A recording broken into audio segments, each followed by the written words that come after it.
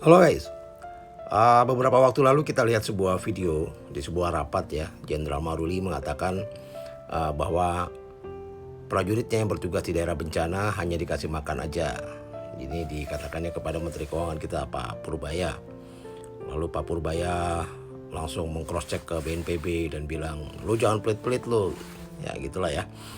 Nah sekarang ada klarifikasi dari BNPB terkait hal ini.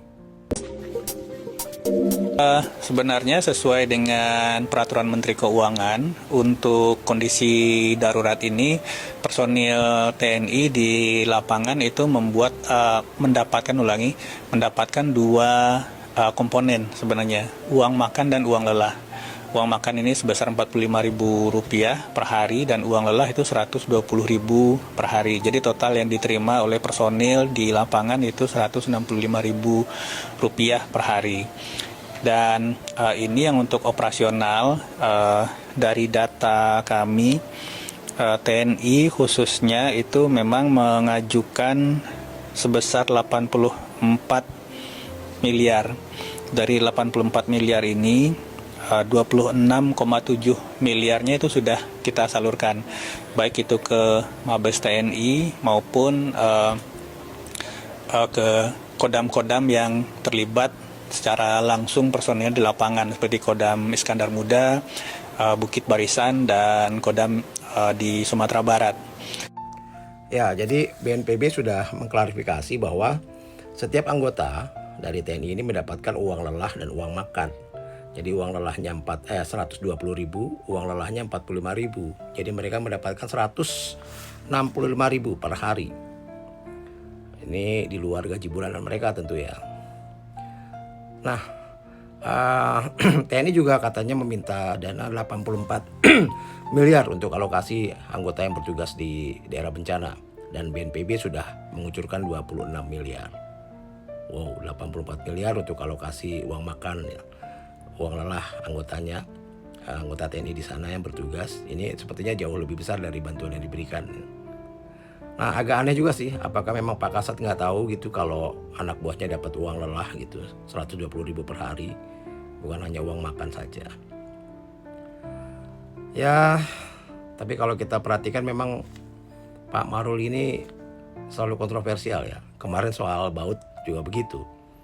Dia katanya begitu marah karena jembatan bautnya banyak yang hilang, katanya banyak yang dicuri. Bahkan sampai bilang sangat biadab yang mencuri ini di daerah bencana ini, sampai bahkan bikin dia tidak bisa tidur. Lalu apakah Pak Maruli gak bisa tidur juga gitu ya, lihat kayu gelondongan sebanyak itu menimpa rumah warga. Anyways, kalaupun misalnya baut itu dicuri, ya tangkap pencurinya. Kan Pak Maruli ini banyak anggotanya, alat-alatnya lengkap, SDM lengkap. Jadi tinggal ganti bautnya gitu. Nggak perlu didramatisir seperti ini. Dulu juga jembatan Suramadu banyak tuh baut yang dicuri gitu, tapi nggak pernah tuh ada yang bilang, ada yang teriak-teriak itu sabotase. Kenapa sekarang kok jadi sabotase ya? Nah di samping itu juga pernyataan banyak pencuri di daerah bencana ini kan sangat menyakiti perasaan warga Aceh juga ya, karena seolah-olah seakan-akan mengesankan mereka mencuri baut-baut itu.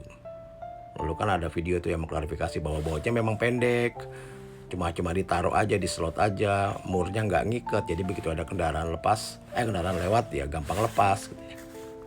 Ya seperti itulah. Nah sebelum ini juga kita mendengar statement yang ajaib ya di awal bencana dari Pak Maruli ini soal Starlink. Ingat kan ya, ketika dia bilang ini Starlinknya ada, sudah disiapkan, tapi belum tahu siapa yang bayar.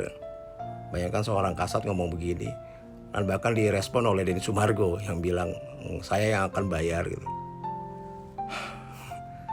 Ya saya nggak ngerti, kita nggak ngerti kenapa ya hal-hal kecil kok selalu dibesar-besarkan, didramatisir.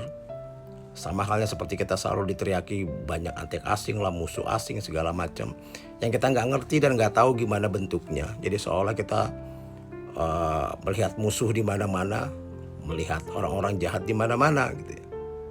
Kira-kira apa ya tujuannya? Salam.